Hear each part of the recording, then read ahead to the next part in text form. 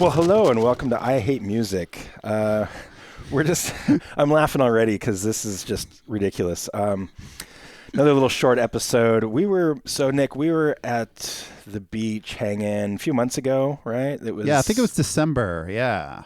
Was it December? It was maybe late November because we were talking about the comedy show coming up. That's right. Yeah. So we hadn't done the Earth and Sound Productions comedy show. Nice. Yeah, so it was like November or something like that. We're hanging out, we're talking about comedy, and it was like most of the performers were there. And we're talking about comedy and all this. And I think it was your idea, right, to just ask AI? I was wondering if AI could put together a 10-minute set. Right. And of course it fucking could instantly. Of course. Yeah. But then we started thinking about what kind of topics should it be, rather than just a general comedy thing. It was like, yeah. Right. So, yeah. So we were talking about that, and then you're like, well, I'm just going to give it a prompt. And I think the first one you did, it was like a 10-minute comedy set, heavy metal or something like that. And it was like, okay. Yeah. And then I think this is the prompt you gave it. 10-minute surreal, absurdist comedy routine about heavy metal, full of weird imagery, dream logic, and metal culture twisted into nonsense. Oh, no, this is what the AI is saying about this. That's what the AI came up with. There's no way I would have No, you wouldn't have done this. And so, yeah. And then it goes on, think Mitch Hedberg meets Tom Waits meets a black metal forest ritual. So stupid. What the fuck, dude? So, okay, so a little disclaimer. I am so sick of AI. I'm sick of talking about it. I'm sick of it being like everywhere. I don't use it. It's starting to happen more and more. You see it more often. People are telling you something that they learned on AI. You can tell, It's like, that's not coming from your fucking mouth. Exactly. Yeah. I'm sick of it. I'm just, it's everywhere. I don't use it for anything. So, but it really, I think this fucking routine it came up with was hilarious. I loved it so much that I was trying to get somebody to read it at the comedy night. When you were reading this at the beach house, I was laughing so hard I was crying. But it's right up my alley. I love absurdist humor, and they get so many things wrong and so many things right about metal. That's right. That I was just like, I have to put this on the pod, just a short little episode. So here we are. I'm going to do my best to do this without laughing and stuttering. I'll be the audience. Okay. I'm going to pretend to be the comedian, I guess. Yeah. Okay. Where's the laugh track? You got one? Oh man, I wish. I need to get I need to get one of those button things, and I can do the. Well, if we're doing a morning show for real, we got to have all this kind of stuff. I know. Air horns and audience participation. Nick and douche. Yeah. Okay, so some of this doesn't make sense too, so I'm just going to do my best to kind of the very beginning. It just says the metal dimension. I don't know what that is. Am I supposed to say that? I don't know. Is that the title of the routine? I don't know. Yeah, maybe it's the intro to the title or something. Yeah. So I'm supposed to walk on stage, stare intensely at the audience like you're tuning a guitar with your mind. I'm already laughing. Yeah, so picture me doing that. Laughing. Okay. That's good. And then I say, thank you. I come to you tonight from the astral plane, also known as the parking lot behind the venue where a guy named Raven Knife sold me some incense that smelled like burning homework. Burning homework. Okay. Oh my God. That's what metalheads do, I guess. They don't do that. Is that homework. a trope about metalheads? Is we hate homework or something? So. Okay. That's pretty good. So then it has these little sections. These are subsections to the routine, I guess. The opening, what heavy metal really is. People think heavy metal is music. No. Heavy metal is a weather system. If you play it loud enough, clouds start wearing leather jackets. I once listened to Slayer in my car so loud, the GPS started giving directions in Latin. In 500 feet, turn left unto the realm of eternal suffering. Oh, my God. Great shortcut, actually. Metalheads evolved differently. Metalheads are built different. Regular people lose socks and dryers. Metalheads lose entire philosophies. I don't get that. That's funny. What the fuck does that mean? I don't get it. Yeah. I met a guy at a doom metal show who said, I used to believe in free will. Then I tuned my guitar down to drop G, G, G. After that, he spoke exclusively in thunderclaps. What the fuck? The mystical origins of heavy metal. People argue about who invented heavy metal. Was it Black Sabbath? Was it Deep Purple? No. Heavy metal was discovered in 1843 when a farmer dropped an anvil on a goat and the goat screamed in 4/4 time. The farmer was like, this is either the devil or the future of entertainment. Spoiler, it was both. Nice. The denim vest. Every metalhead owns a denim vest. Yeah. But you don't buy one. It appears to you at dawn, floating above your bed, whispering, put patches on me or perish. Oh my God. Once you put it on, you gain metal powers like the ability to identify any Scandinavian country on a map, the instinctive knowledge of every band that has ever had a wolf on their album cover, and the capacity to drink a warm beer without blinking. Now, this one's my favorite line in the whole routine. So far, so good, man. This is funny, dude. If you ever see a metalhead blinking, that's actually Morse code for, please hand me a burrito.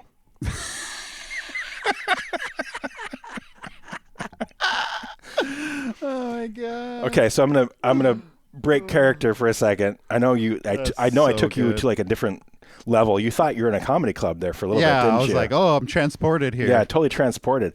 Mm-hmm. So, assuming that this AI is working off of like, you know, cliches of metalheads, like it's so somehow weird. Yeah. Like why burrito? Why homework? Yeah. Why Morse code? Yeah, where does it come up with these things? Yeah, so weird. Okay. The forest. There's always a black metal band taking photos in a forest. For what purpose? Mm-hmm. No one knows. I think if you follow them deep enough, you eventually reach a clearing where an ancient Norwegian wizard is handing out free tremolo picking lessons. Every black metal music video looks like they're trying to find a Wi-Fi signal in the woods. It kind of does. It Yeah. kind of does. But I'd like to talk about pit etiquette for a moment. Moshing is the most surreal social activity. It's the only place where you can violently collide with a stranger, fall down, and that same stranger will immediately help you up like, brother, I broke your ribs, but I support your journey.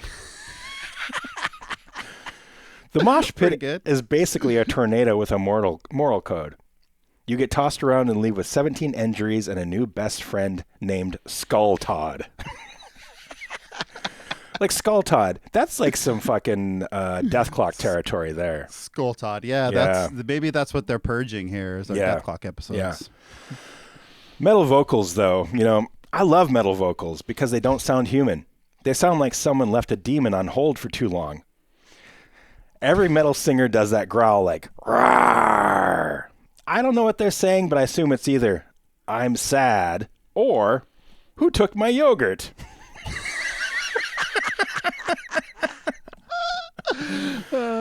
Pretty good. Pretty good. You ever hear surreal? You ever hear someone scream so low it sounds like a lawnmower trying to confess its sins?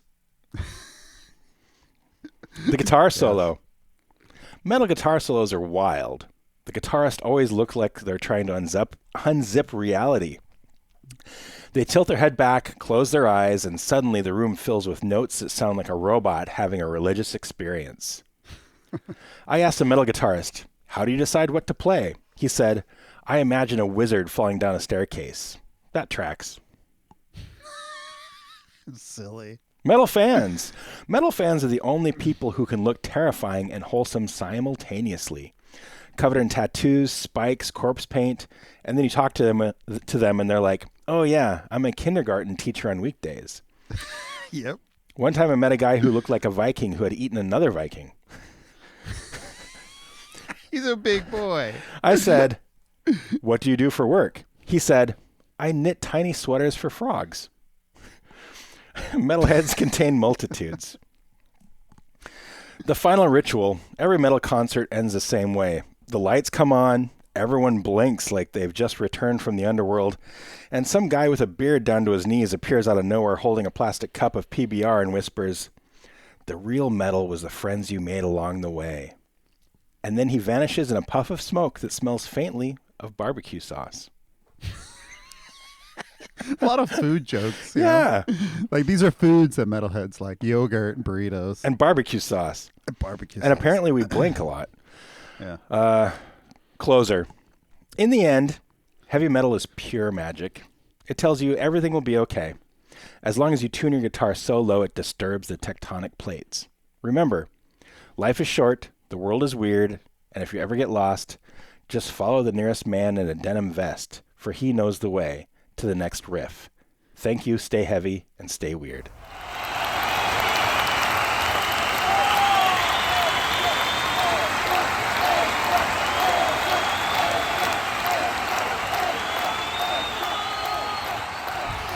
Pretty good.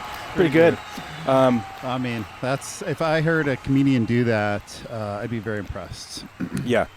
I thought it was pretty great. I laughed a lot harder the first time I read that than the second time. I think listening to it, seeing you read it, is also A little adds bit. funny Yeah, to yeah, it. yeah. You know? Well, I And transported maybe- you to... You did. You thought you were at helium all of a sudden, and I was on stage. There were moments where you were really getting into it. I liked it. It was made me laugh even more. It's hard. Yeah, sometimes I can get into it, and sometimes I stumble on my words a little bit, and I'm you're new. human. I'm new on this earth, so I'm just trying to get my legs. But yeah, that's You only had 50 years. yeah. It's just crazy how it can like pull up references like corpse paint, like Yeah, I wonder. and black metal and stuff. Like it's kind of crazy. Well, what does AI use? It just scours the internet, or I mean, how does it do it so quickly? I don't get it. Yeah, I mean, teach me, young one. it came up with what it claims is a 10-minute set, and I think it took it, a minute maybe when you gave it the prompts. Dude, if even that. If that, yeah. If even that. It was like 30 seconds. Yeah, right away. Yeah. But yeah, I mean, it hits on some tropes. It hits on some inaccurate things too. But like, man, if you ever blink at me, I know that you want a burrito. I mean, that's helpful knowledge. Sarah's listening to a Epstein. She's obsessed with this Epstein thing. But Yeah. She's listening to an Epstein podcast it's read by the same similar people. It's an AI podcast that summarizes the Epstein files. Oh wow! But it's done like with the male and the female, like the one like we the one had. you did, yeah. Yeah. Wow. It's really trippy. That's so really, weird. really trippy. That's so weird. But there's no human that could do it because there's just so much data, Oh yeah. And it's really difficult to summarize, so Right. they're using AI in this way. Well, that's kind of smart in that application. It's like a way to like data mine all that shit because there's so much information about Buckethead in there. Yeah, no kidding. Somebody found Buckethead in there. Yeah. Yeah.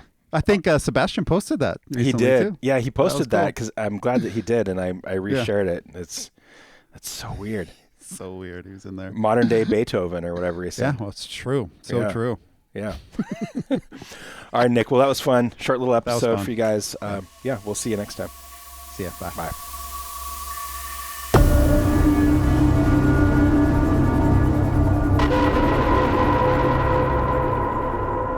An Earth in Sound production.